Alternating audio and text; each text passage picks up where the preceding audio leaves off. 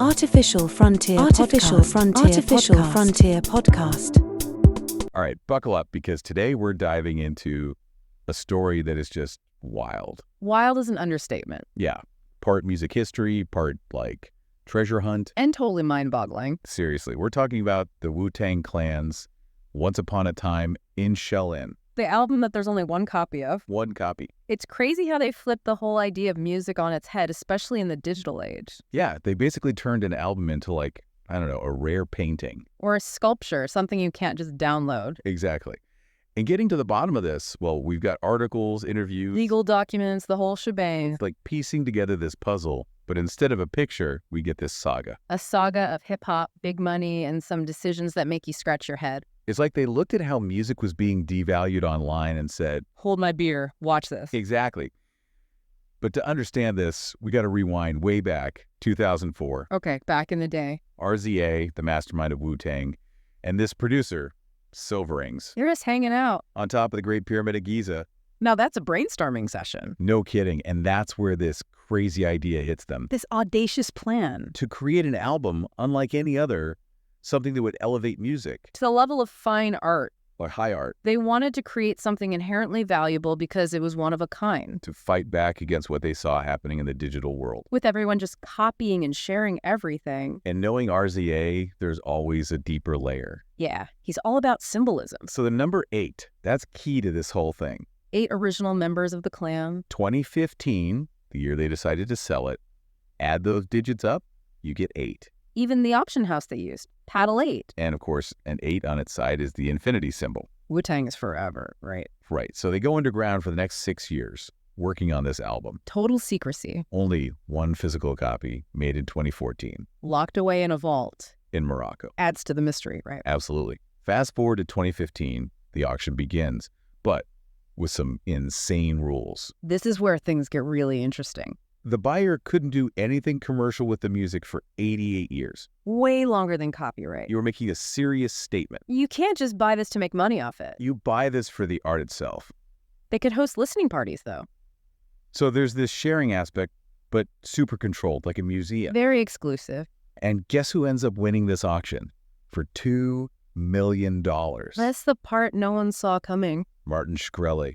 A pharma bro. Talk about a plot twist. It was a PR nightmare. Immediately, fans were outraged, even to some of the Wu-Tang Clan. They questioned the decision, like how could they sell it to him? Yeah, you had Ghostface Killah, very vocal about his disapproval. Calling Shkreli out for raising the price of that AIDS drug. 5,000%. Ghostface basically accused him of, well, killing people. It became a moral issue. Wu-Tang makes this bold statement about art, but then the owner becomes the symbol of everything against their values. And Shkreli just poured fuel on the fire. Online, trolling fans. Talking about destroying the album or hiding it on some spiritual quest. And then he streams parts of it after Trump wins the election. Just to antagonize people. The whole thing became a mess of art, ownership, ethics. Then in 2017, facing charges for securities fraud, what does he do?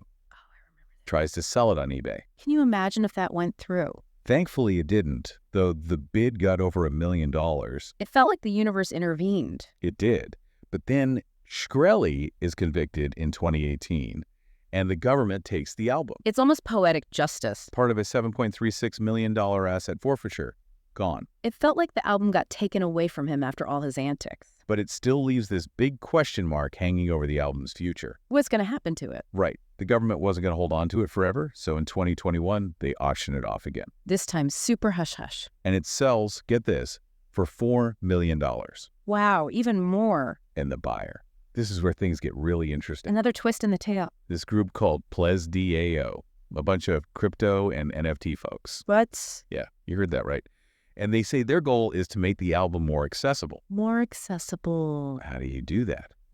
Okay, so last time we left off with this group, Ples DAO, dropping $4 million on Once Upon a Time in Shaolin. That money. And they're saying they want to make it more accessible. More. That's kind of like buying a super rare car and then saying, everyone hop in, let's go for a ride. Exactly, it's a head scratcher. But their whole approach comes from this idea of what? Decentralizing ownership. Yeah. Using all that tech behind cryptocurrency. And NFTs. Right. NFTs. So how did they actually try to pull that off? So first, they digitized the album. Like making a copy. Yeah. but a super secure one, encrypted. High-tech stuff. Then they start selling partial ownership As NFTs. as NFTs. But get this, What? each NFT was just $1. Wait, so anyone could get a piece of this super rare album? Heard about That's this. crazy. It changes everything. Right. It's democratizing access in a way that just wasn't possible before. Like with traditional art collecting, You need millions. But here, it's a like, community effort. yeah, fans contributing to something much bigger. And it gets even wilder. Oh, yeah. Each NFT purchase doesn't just give you ownership, it actually, It changes the release date. it brings it forward by 88 seconds. So every purchase chips away at those 88 years. It's like a giant countdown, getting people involved, Their goal is to raise $28 million. which they say will be split between the artists. If they hit that, the album could be unlocked way early. That's thinking long term, It's a huge gamble, but a bold move for sure. no doubt. But it does raise some big questions too, Definitely. like legally speaking. Can an NFT actually represent ownership of something physical? And it's intellectual property. That's still a bit of a gray area. And then there are the bigger implications. On the one hand, It seems like a great way to support artists. and give more people access to their work. But then again, is it fair to limit access based on price, even if it's $1?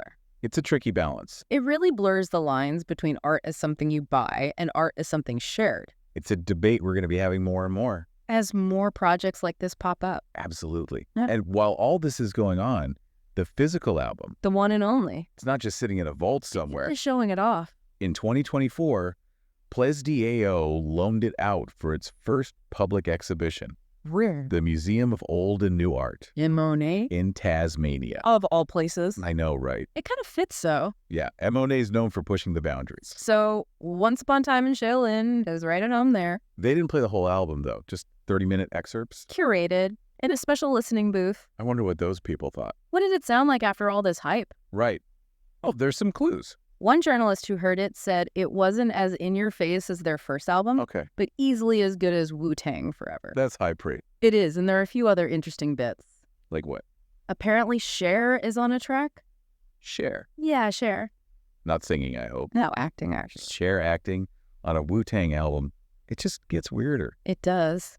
So, what about the music itself? Any ideas on what it sounds like? Well, from what we've gathered, it's supposed to be, Raw, aggressive, like their early stuff. but with a more polished production. Silver Rings was definitely aiming for that classic sound. Makes sense. But not everyone's happy with how things have gone down. Oh, yeah. Method Man, one of the core members, he's not comfortable with it all. You can see his point. He wishes the music could just be released, for the fans. From his perspective, it was about their legacy, not some investment. Exactly. And then, just when you thought it couldn't get crazier, Oh, no. Martin Shkreli, fresh out of prison, He's back. June 2024, what did he do? Don't tell me. Live streams Once Upon a Time in Shaolin on X, bragging about making copies, Typical Shkreli. saying he's got them hidden in safes all over the world. Stirring up trouble. But Pleasantio was not happy. They sued him for copyright infringement, And for violating their ownership rights. went to court, and in August 2024, The judge sided with Ples Dio. ordered Shkreli to hand over all those copies. And to give them a list of everyone he shared it with. Safe to say, things are not good between Shkreli and the current owners. No kidding. But here's the thing. What? Even if they get all those copies back, it's out there, Online. Once something's digital, it's pretty much impossible to erase completely. That's true, which leads to a pretty big question. Hmm. Yeah, so does the fact that these snippets are floating around out there, does that change the whole idea behind Once Upon a Time in Shaolin? I mean, that's the million-dollar question, right? It really makes you think about how we define value and scarcity in a world where information can just spread like wildfire. Right, like, what even is a unique piece of art in the digital age? It's almost like a philosophical question now. Totally. And then there's the question of the Wu-Tang Clan themselves. I mean, they created this album with a very specific idea in mind. This vision of it being this exclusive, almost highbrow art piece. Right, but it's become this whole other thing. How do you think they feel about it all now? Yeah, I imagine it's got to be a mixed bag for them. There's got to be some pride there. They created something totally unique. Something that sparked this whole huge conversation. Exactly, but at the same time, Probably some frustration too, right? Like with how it all played out. yeah, maybe even a bit of disappointment that their music hasn't reached as many people as a regular album would have. Because it's locked away. essentially. Yeah. It highlights this tension between the original concept and the desire for the music to be heard, to actually connect with people. For sure. It's a tension that a lot of artists are grappling with these days. Yeah, I mean, it's at the heart of what makes this story so interesting. It forces us to ask ourselves, what is art even for? Who should get to experience it? Can technology like NFTs bridge that gap? Or do they just create new forms of exclusivity? It's a lot to unpack, no easy answers. But that's what makes it so fascinating.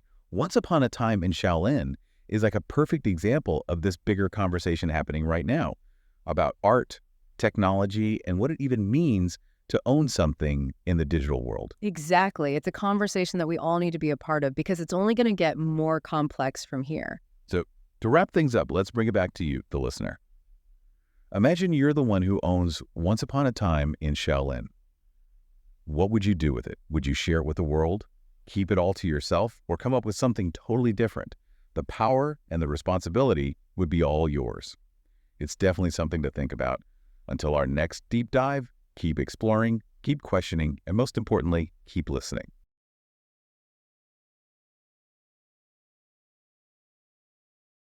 Artificial Frontier Podcast.